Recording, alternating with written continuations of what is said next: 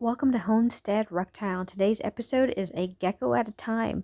I'm going to introduce you to Mud and why sometimes you want to take a chance on what I would call a ugly gecko. So Mud has a horrific base color.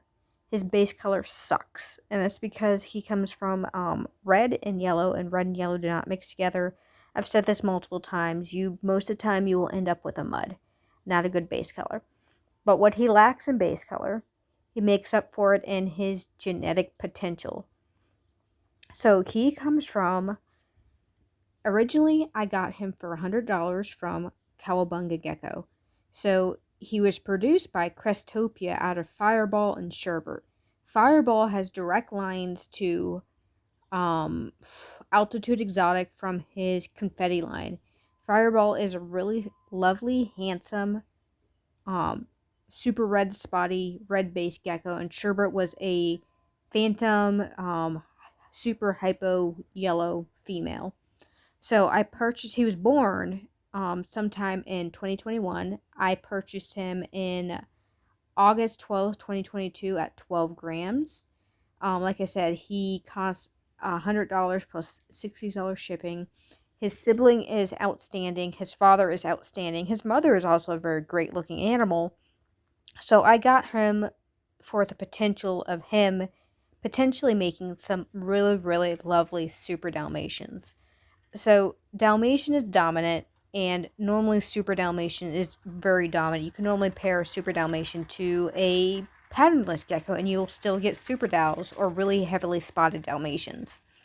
And he's not a very heavily spotted Dalmatian. Now, I'm hoping that he'll be able to prove out to make some amazing babies later down in the future, paired to an appropriate female.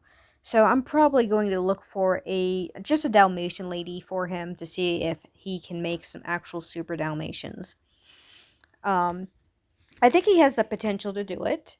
I've actually produced super Dalmatians out of just Dalmatian pairings, so I'm hoping with his pedigree, he'll produce some really amazing babies.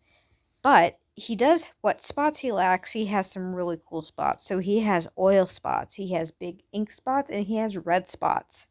So he has the three spots I really love to see in a Dalmatian. He has red, he has oil, and he has red, oil, and inks. And he does have some bullseyes. And a bullseye is just a black spot with a red spot inside of it. He has a little cluster spotting going on, and he's just a very interesting gecko. He's also a super relaxed, super chill, very handleable gecko. There's other aspects I really like about him.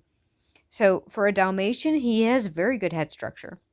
It can always be improved upon, but I think he will produce some geckos with some good head structure. He also has a pretty wide dorsal. It could be wider, but for a Dalmatian, it's pretty good. Um, and again, he is a gecko I bought with the hopes of producing something much better than him. Um, I purchased him really for his pedigree. And again, it's like I'm hoping he can produce something as good as his half siblings or as good as his parents. I would say out of his clutchmate group, he was the ugly duckling. And that's why he was priced for the price he was priced at. Um, and again, I think he has a lot of potential, and there's a lot of aspects I really like about him. He is going to be a big gecko. Again, he was born in 2021.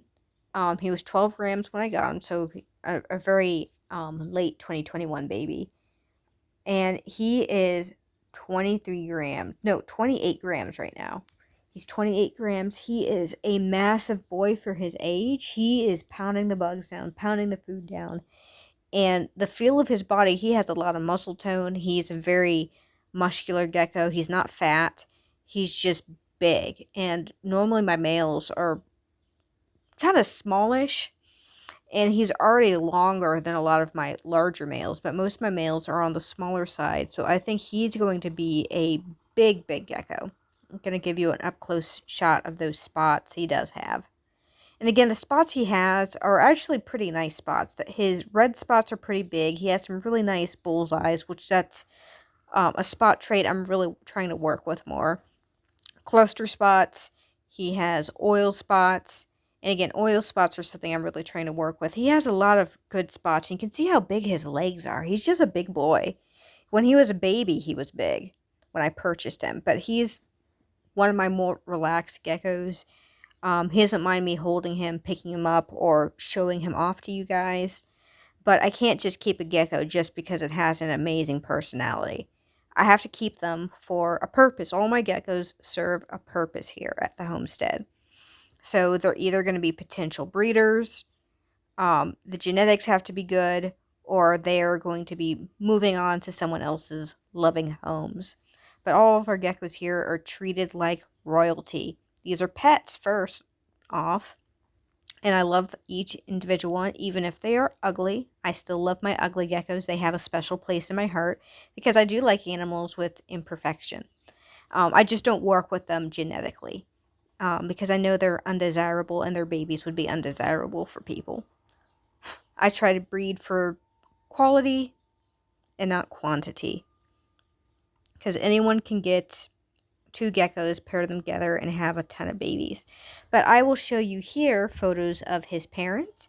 I will show you photos of his siblings, um, his half siblings, and photos of what he started out as. So again, he was a weirdo baby. And let's take a look at his parents. Here's Fireball and Sherbert. Those are his parents. Fireball is an extremely spotted male.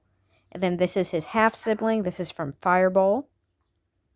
And then this is what he looked like when I purchased him.